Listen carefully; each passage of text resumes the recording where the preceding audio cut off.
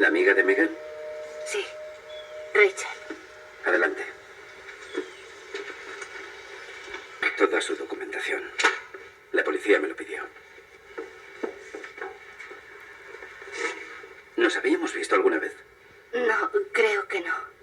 ¿De dónde conoces a Megan? De la galería. ¿Eres artista? Bueno, me gusta pensar que sí.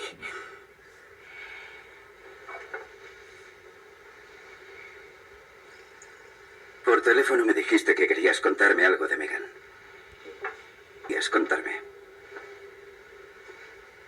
Vi a tu mujer con alguien el viernes por la mañana. ¿Con quién? Estaba fuera, en la terraza. La vi desde el tren porque voy todos los días a Manhattan y paso por aquí.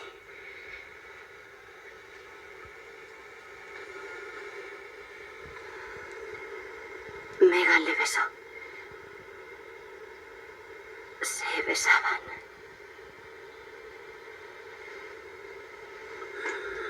Lo siento, sé que escuchar esto es horrible.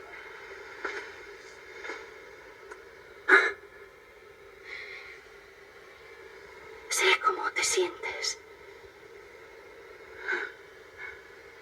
¿Cómo era él? Era de altura normal, tenía el pelo oscuro. ¿Y estaban fuera en la terraza? Sí.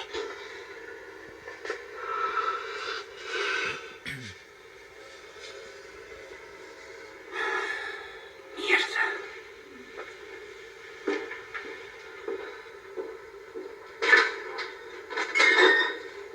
Mierda.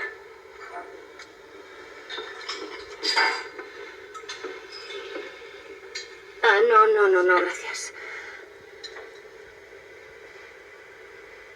Está bien, sí.